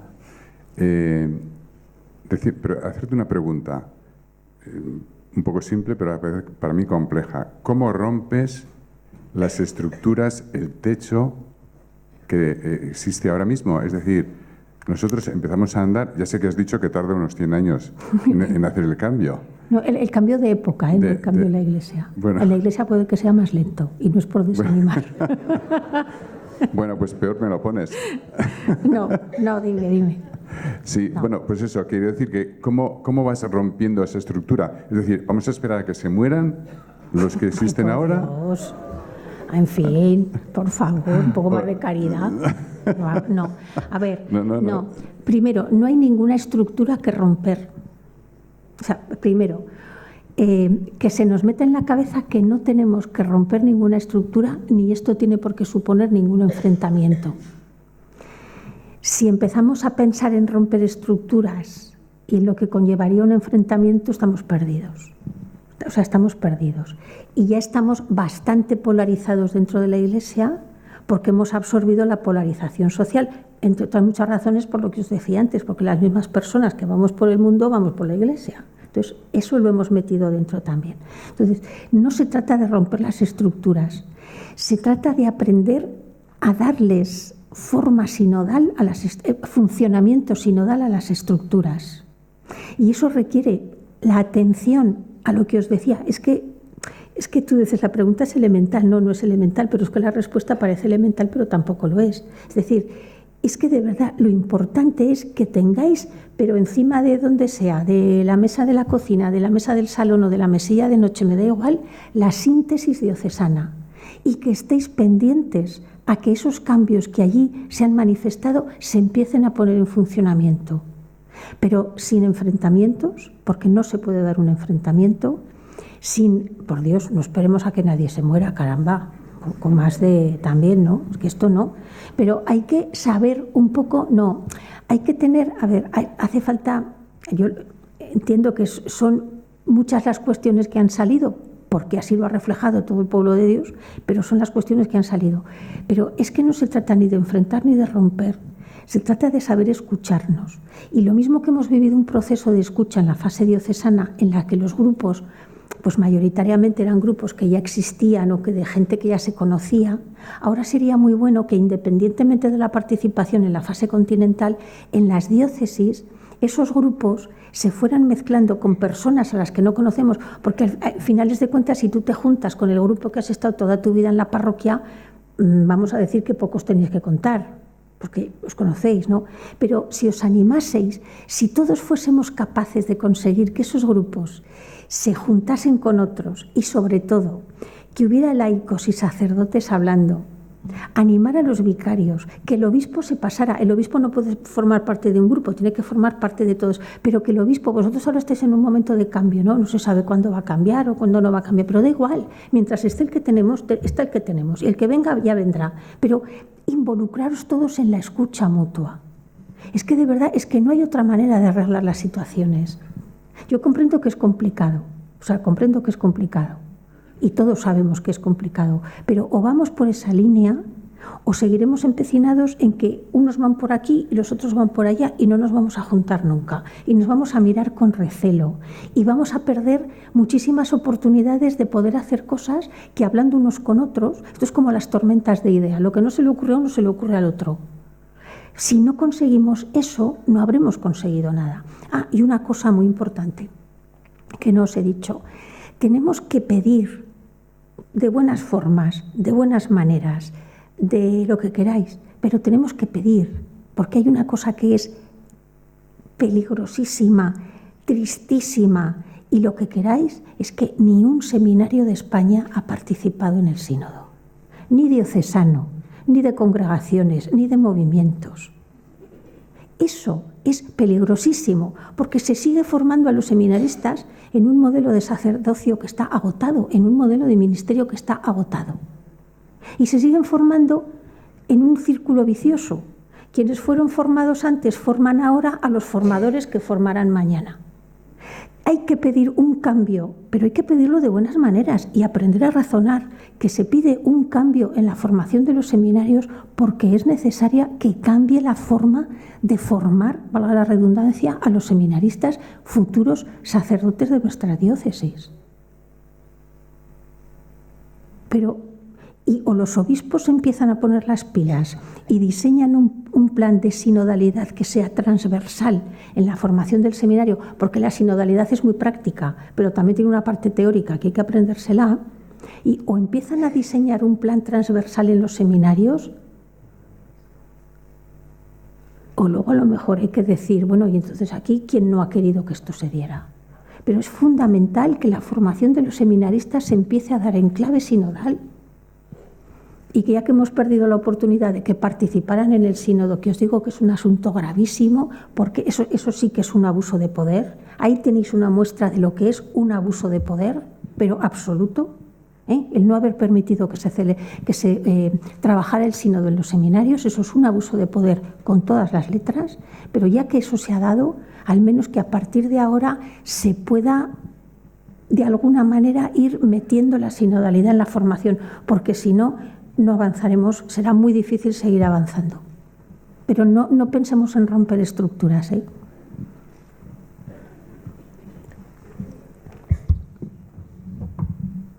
A ver, todavía tenemos unos minutos, ¿eh? Allí hay una persona, ahí al fondo.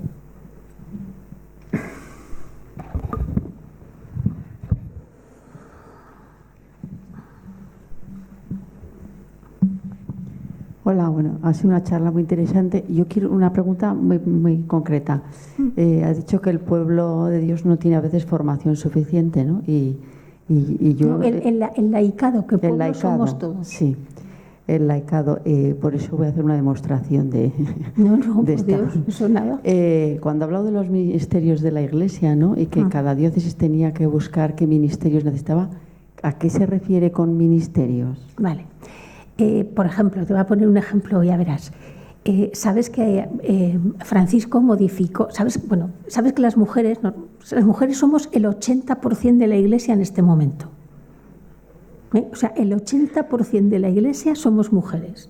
Con lo cual, como hagamos huelga un fin de semana, y os cuento lo que pasa. Pero bueno, somos el 80%. Y tú sabes positivamente que las mujeres normalmente somos las que leemos en las celebraciones, te digo por ejemplo, y mayoritariamente somos catequistas, y mayoritariamente somos las que hacemos que las parroquias funcionen, porque somos el 80% de lo que pasa por allí, ¿no? Vale. Pues supongo que sabéis que Francisco, creo que fue el año pasado, o a principios de modificó el Código de Derecho Canónico, porque según estaba redactado, las mujeres no podíamos leer en las misas. Entonces, al modificar ese canon y ya poder leer, se instituyó, y de hecho existe para los seminaristas, el ministerio de lector y acólito. Por ejemplo, eso es un ministerio. Como existe el ministerio de catequista. Yo conocí en Madrid no hace mucho a la única española que ha instituido Francisco en el ministerio de la catequesis. Una mujer fantástica, pero fantástica. Por ejemplo, ahora que hemos tenido el problema de la pandemia y que cuando se pudieron empezar a abrir las iglesias y demás, pues había que tener mucho cuidado pues, para que la gente se sentase separada, utilizase el gel, las mascarillas, todo esto, ¿no? Por ejemplo, eso, aunque no te lo parezca, es un ministerio. Es un ministerio. Dar la comunión es un ministerio, pero esos son ministerios muy vinculados a la liturgia, pero luego tienes infinidad de ministerios que se pueden necesitar en una diócesis y no tienen que ser iguales para todos. Por ejemplo, las delegaciones de pastoral de la salud normalmente trabajan con las parroquias y en las parroquias siempre hay un grupo, un equipo que se encarga de la atención a los enfermos. Pues instituir el ministerio de la atención a los enfermos se podría hacer perfectamente, que eso no le da a nadie poder en la Iglesia, pero sí refrenda en la comunidad la imagen de que hay alguien encargado de eso. O sea, que no es que fulanito pasaba por allí y como no había nadie en el grupo lo hemos cogido. Pues mire usted, no funcionan las cosas así, no se pueden hacer las cosas así. Si tú coges la historia de la Iglesia desde el principio, había ministerios a montones. Pero es que si tú hoy vas, por ejemplo, a Puebla, te encuentras... lo de Puebla es alucinante. En Sudamérica en general, en todos los grandes templos, y en las diócesis tienen ministerios que para nosotros son completamente desconocidos, pero son personas que prestan un servicio a la comunidad. Y como prestan un servicio a la comunidad necesita visibilizar a esa persona. No es que esa persona vaya a tener poder, que no va a tener poder sobre nadie, pero sí va a tener una visibilidad, digamos, reconocida por la comunidad. Esos son ministerios. Y luego, a partir de ahí, cada diócesis tiene que saber qué necesidades pastorales tiene. Porque no todo se reduce a leer en la misa y a ser catequistas. Hay otra serie de necesidades pastorales que se dan y que los sacerdotes no llegan a cumplir porque humanamente no tienen tiempo. O sea, ni hay sacerdotes ni hay horas en el día para que hagan todas esas cosas. Y en la Iglesia, menos confesar y consagrar, el resto lo podemos hacer también los laicos. Pero para eso hace falta una serie de ministerios que den esa visibilidad y que sitúen en la comunidad a las personas en eso que están haciendo. No sé si te he explicado más o menos. Sí, allá.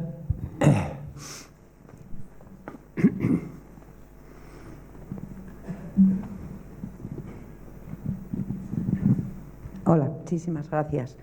Bueno, no sé exactamente si voy a decir algo que sirva, pero es algo que... Seguro que sirve, todo sirve. Sí. Anímate porque todo sirve. Yo también tengo que llegar a casa y con todos estos escritos, pues pensarlo despacio y sobre todo pensarlo en presencia de Cristo.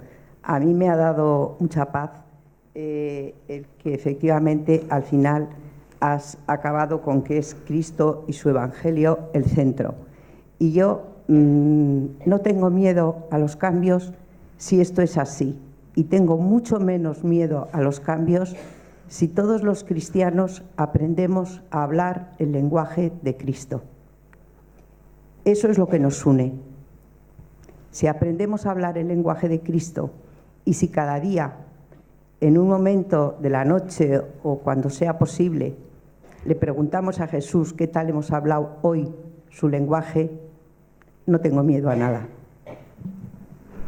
Pues no es ninguna tontería lo que has dicho, porque mira, en el fondo el cristianismo al final lo hemos convertido en una religión, pero lo hemos convertido nosotros en una religión. Jesús no predicó una religión, Jesús nos dejó un estilo de vida, una forma de vida. Y si somos capaces de imitar esa forma de vida de Jesús, lo demás vendrá, como dice el Salmo, por añadidura, ¿no? O sea, que es que eso no has dicho ninguna tontería, ¿no? Y te lo agradezco mucho. Gracias.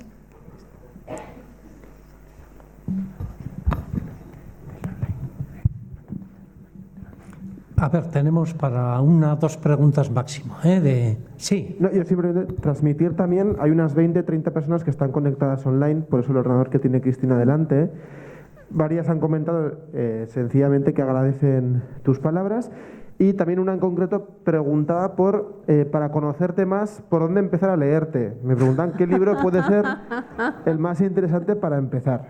Hombre, es que eso de hacerse aquí publicidad no me parece muy adecuado, pero no sé. Es que yo he tocado muchos temas. Quiero decir que el que le guste la Biblia puede leer el Cantar de los Cantares, el que le guste la historia, sobre todo la historia de las mujeres poco conocidas, pues puede leer Las Beguinas. El que quiera una lectura más espiritual, pues puede leer la colección de los Susurros.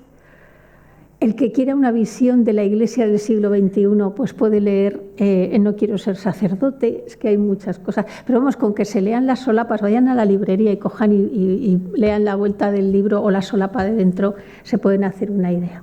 Nada más. Pero no me hagáis preguntar de estas que me muero de vergüenza.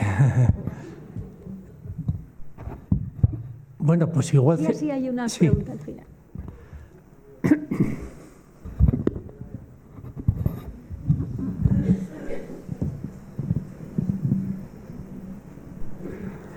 Hola, buenas tardes. Lo primero de todo, gracias por tu charla, Cristina. Perdón, ¿dónde? Por aquí, sí. La verdad es que me ha gustado porque me voy todavía con más preguntas, ¿no? Y una de ellas quizás la quería compartir aquí contigo, con vosotros, porque pues si no me la llevo a casa y no sé si seré capaz de comenzar a decir la charla, ¿no? Pero un poco con la idea que mencionabas de romper silos, romper las verticales, que realmente, bueno, pues desde la Iglesia vamos a comenzar a escucharnos más a nosotros como laicos, más que todo caiga como por decreto, ¿no? Desde arriba. Me preguntaba si este ejercicio, dentro del cambio que vamos a ir sufriendo o disfrutando más bien, va a llegar a un resultado de que esas verticales puedan ser las diferentes iglesias, ¿no?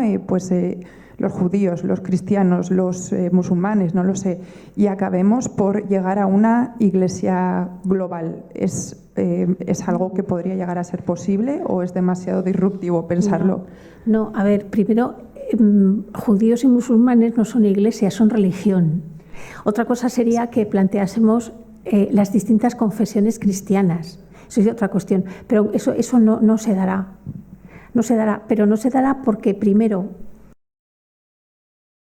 por ejemplo, en este sínodo que tenía al principio una impronta ecuménica muy fuerte, pues nos ha partido por la mitad, aunque no lo parezca, la guerra de Ucrania, por la actitud que ha adoptado Kirill de Moscú.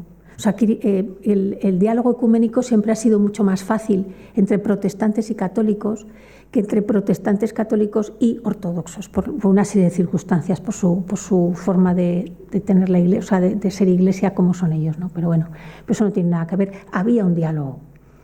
Y hay teólogos ortodoxos valiosísimos que aprecian el ecumenismo y todo lo que quieras.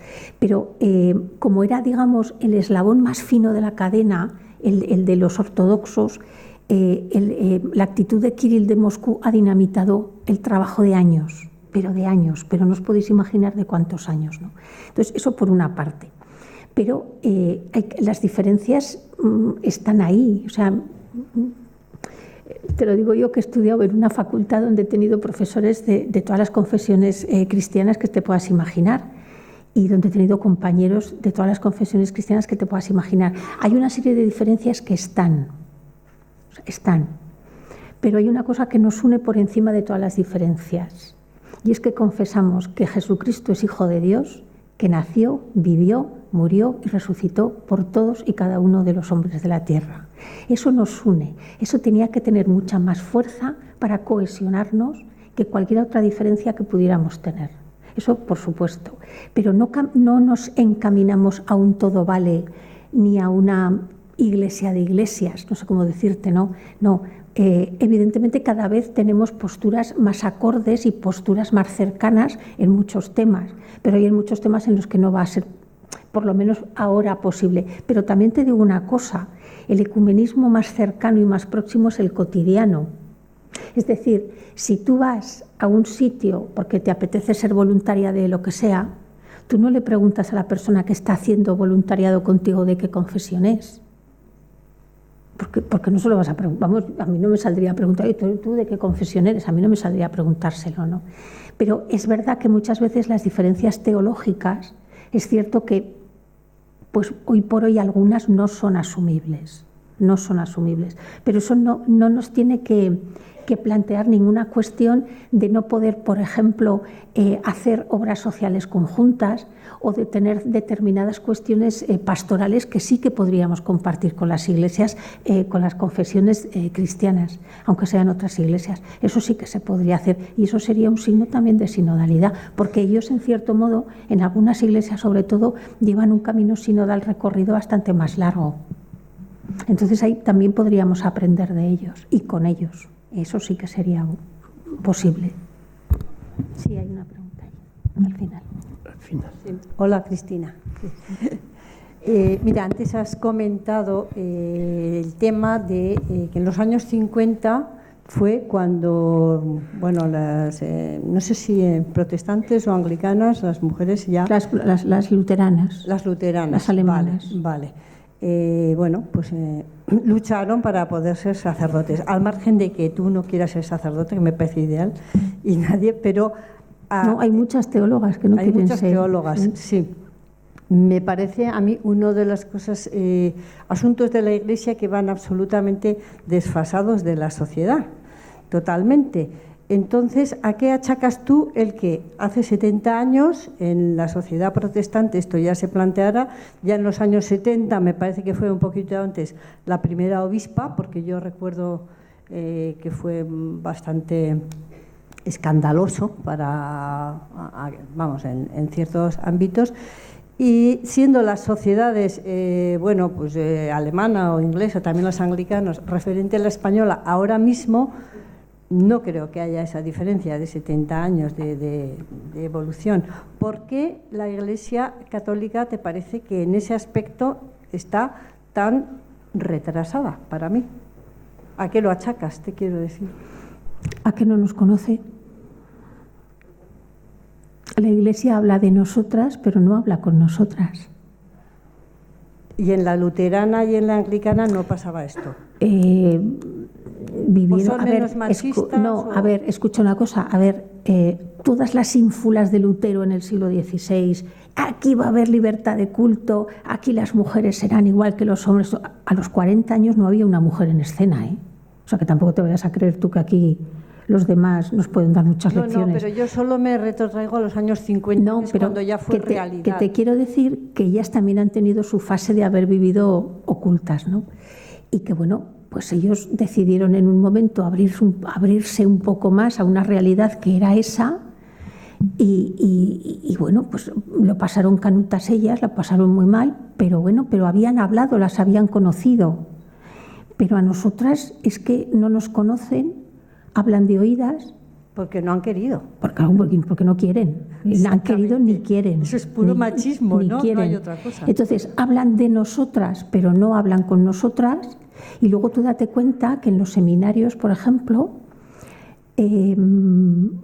ahora no es tan fácil que entre un chico a lo mejor con 18 años, recién acabado el bachiller y demás. Alguno puede haber, pero no es lo más normal. Ya entran con por lo menos media carrera hecha o alguna cosa así, ¿no? Pero aunque entren acabado el bachiller, normalmente pasan de colegios o institutos que han sido mixtos en alumnado y en profesorado y de repente los meten en una burbuja donde más de la mitad de la humanidad no está presente. Y los forman para una iglesia donde el 80% son mujeres.